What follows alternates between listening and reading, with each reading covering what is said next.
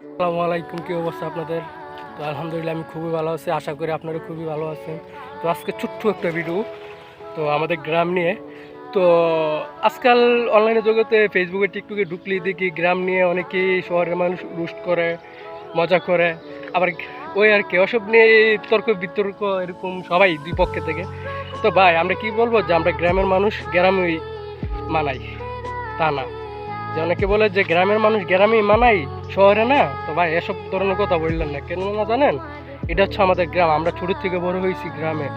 তো এটা ভাববেন না যে আমাদের গ্রামের ছেলে শহরে গিয়ে চলতে পারে না। আমরা গ্রামের ছেলে অলরাউন্ডার, সব কিছু চলতে পারে, প্রত্যেকটি জায়গায় গিয়ে চলতে পারে। শহরে বলেন, মরুভূমিতে বলেন, জঙ্গলে বলেন, গ্রামে বলেন, সব জায়গায় চলতে পারে, কারণ আমাদের গ্রামের ছেলেদের এরকম কনফিডেন্স আছে। তাই বলে আমাদের গ্রাম নিয়ে এভাবে মজা করবেন, এটা কখনো হয় না। গ্রাম নিয়েও কখনো মজা করবেন না, কারণ গ্রামে আমরা ছোটো থেকে বড় হয়েছি। হ্যাঁ, আমরা ছোটো থেকে বড় হয়েছি, মনে করেন যে এই এই যে বিল দেখতে আছেন না, বিলে এগুলোতে মাছ ধরে তারপরে অনেক মজা করছি, টাকের পিছনে দৌড়াচ্ছি, মাছ ধরছি।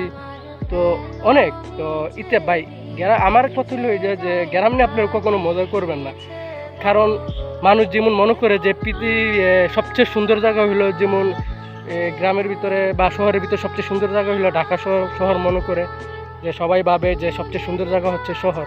তো আমার কাছে মনে হচ্ছে কি জানেন, আমার কাছে সবচেয়ে সুন্দর জায়গা হচ্ছে আমাদের গ্রাম।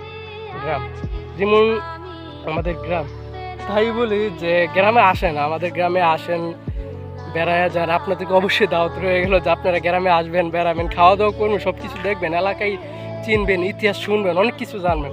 তাই বলি কি এসব মজা না করে অবশ্যই আমাদের গ্রামে আসেন। তাই কি আমি কিন্তু আপনাদেরকে ছোটো করার জন্য ভিডিওটা বানাই নাই, তো অবশ্যই আপনারা বুঝার জন্য আমি ভিডিওটা বানাইছি।